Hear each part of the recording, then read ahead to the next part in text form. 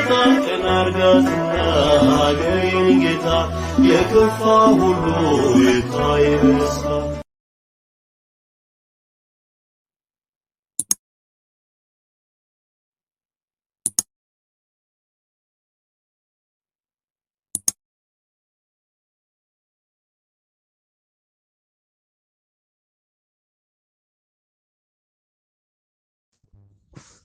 በስመ አብ ወወልድ ወመንፈስ ቅዱስ አሐዱ አምላክ አሜን። በስመ አብ ወወልድ ወመንፈስ ቅዱስ አሐዱ አምላክ አሜን። በስመ አብ ወወልድ ወመንፈስ ቅዱስ አሐዱ አምላክ አሜን። በክርስቶስ ክርስቲያን በውሉድ ውሉድ የምትሰኛችሁ የክርስቶስ ቤተሰቦች የእናታችን የቅድስት ድንግል ማርያም የአስራት የበኩራት ልጆች የቅዱሳን የሰማዕታት ወዳጆች በክርስቶስ ፍጹም ሰላም እንደምናደራችሁ እንደምናረፈዳችሁ እንደምንስከዛ አስቆያችሁ። አሜን። አምላካችን ስሙ ዛሬም ዘወትርም የተመሰገነ ይሁን። ላስተማራችሁ ለመከራችሁ ለሁላችሁም ቃለ ሕይወትን ዝማሬ መላእክትን ያሰማልን። የአገልግሎት ዘመናችሁን እግዚአብሔር አምላክ ያርዝምልን። እንኳን አደረሳችሁ ላላችሁ በዕለቱ ታስበውና ተከብሮ ለሚሉ ቅዱሳን ሰማዕታት ጻድቃን ደናግላን እንዲሁም ለቅድስት ሐና ወርኃዊ መታሰቢያ በዓል በሰላም በጤና ደረሰን አደረሳችሁ። እግዚአብሔር ቢወድ እና ቢፈቅድም ጥቅምት 11 የዕለቱ ምንባባት ውስጥ እንደሚከተሉት አነባለሁኝ። አንደኛ ጢሞቴዎስ ምዕራፍ 4 ከቁጥር 9 እስከ ፍጻሜው ቃሉም እንደዚህ ይላል። ይህ ቃል የታመነ ሁሉም እንዲቀበሉትም የተገባ ነው። ይህንን ለማግኘትም እንደክማለንና ስለዚህም እንሰደባለን።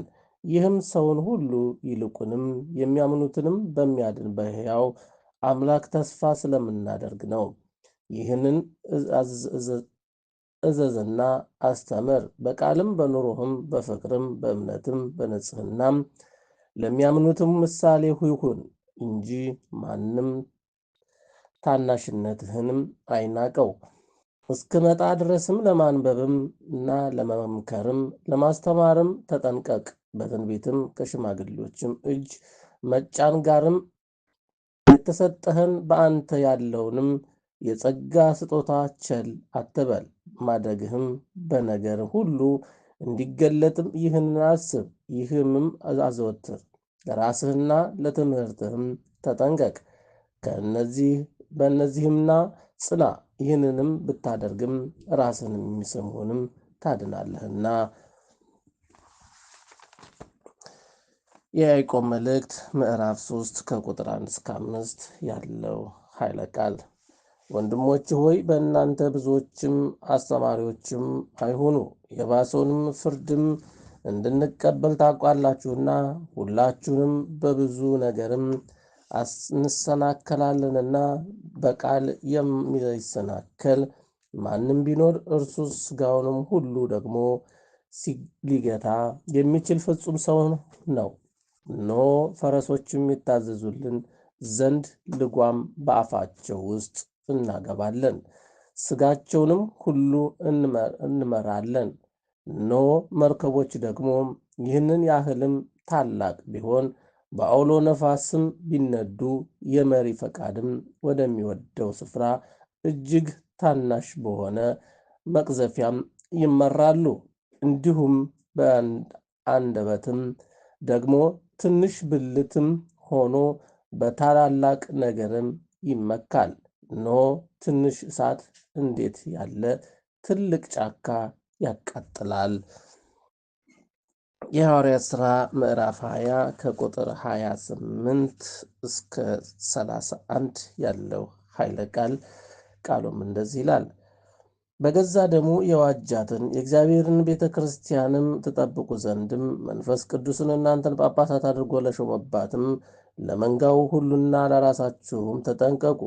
ከሄዱ በኋላም ለመንጋው የማይራሩ ጨካኞች ተኩላዎችም እንዲገቡባችሁም ደቀ መዛሙርትንም ወደ ኋላቸው ይስቡ ዘንድም ጠማማ ነገርንም የሚናገሩ ሰዎችም በመካከላችሁ እንደነሱ እኔ አውቃለሁ።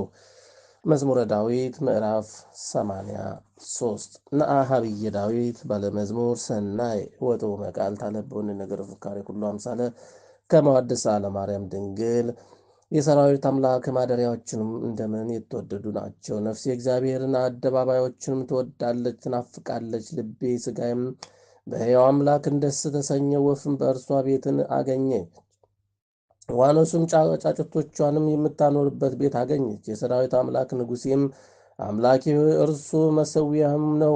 በቤትም የሚኖሩት ሁሉ የተመሰገኑ ናቸው። ለዓለምና ለዘላለም ያመሰግኑሃል። አቤቱ እርዳታው ከአንተ ዘንድም የሆነለትም በልቡ የላይኛውንም መንገድም የሚያስብ ሰው ምስጉን ነው። በልቅሶ ሸለቆ ውስጥ በወሰደው ስፍራም የሕግ መምህር በረከትን ይሰጣልና ከኃይልህም ወደ ኃይልህም ይሄዳል። የአማልክትም አምላክም በጽዮን ይታያል። የሰራዊት አምላክም አቤቱ ጸሎቴንም ስማ። የያዕቆብ አምላክ ሆይ አድምጥ። አቤቱ መታመኛችንን እይልን፣ ወደ መሲህም ፊትም ተመልከት።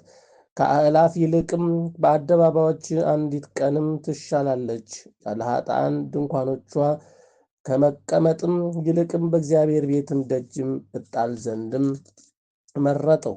እግዚአብሔር አምላኬ ምሕረትንና እውነትንም ስለወደደ ምስጋና ክብርን ይሰጣል። እግዚአብሔር በቅንነት የሚሄዱትንም ከመልካም ነገርም አያሳጣቸውም። የሰራዊት አምላክ ሆይ በአንተ የታመነ ሰው ምስጉን ነው።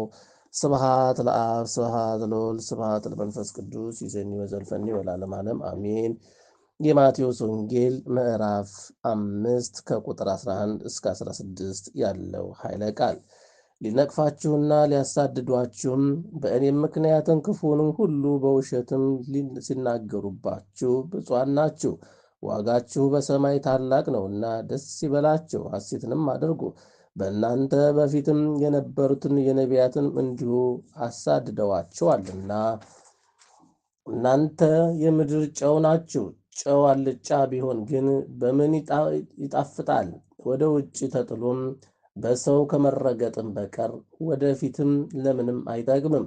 እናንተ የዓለም ብርሃን ናችሁ። በተራራ ላይም ያለችም ከተማ ልትሰወር አይቻላትም። መብራትንም አብርተውም ከእንቅብ በታችም አይደለም እንጂ ከመቅረዙ በላይ ያኖሩታል፣ በቤትም ላሉትም ሁሉ ያበራል። መልካሙንም ሥራችሁንም አይተውም በሰማይ ያለውንም አባታችሁንም እንዲያከብሩ ብርሃናችሁ እንዲሁ በሰው ፊትም ይበራል። ስለ ቃሉ የቃሉ ባለቤት ልዑል እግዚአብሔር አምላካችን ዛሬም ዘወትርም የተመሰገነ ይሁን። የቆየን አባታችን ሆይ በሰማያት የምትኖር ስምህ ይቀደስ፣ መንግሥትህም ትምጣ፣ ፈቃድህ በሰማይ እንደሆነች እንዲሁም በምድር ትሁን። የዕለት እንጀራችንን ስጠን ዛሬ፣ በደላችንን ይቅር በለን የበደሉንን ይቅር እንደምንል፣ አቤቱ ወደ ፈተናም አታግባን ከክፉ ሁሉ አድነን እንጂ መንግሥት ያንተ ናትና፣ ኃይል፣ ክብር፣ ምስጋና ለዘለዓለሙ አሜን። እመቤታችን ቅድስት ድንግል ማርያም ሆይ በመልአኩ በቅዱስ ገብርኤል ሰላምታ ሰላም ልሻለሁ። በሐሳብሽ በሥጋሽም ድንግል ነሽ። የአሸናፊ እግዚአብሔር እናት ሰላምታ ላንቺ ይገባሻል። ከሴቶች ሁሉ ተለይተሽ አንቺ የተባረክሽ ነሽ።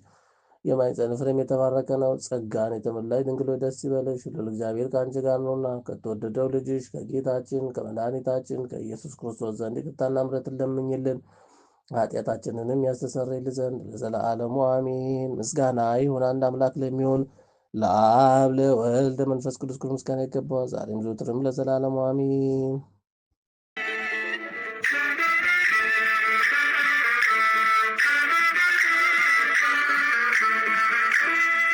ጣቅን አርጋትና አገሬን ጌታ የከፋ ሁሉ ይታይ በስታ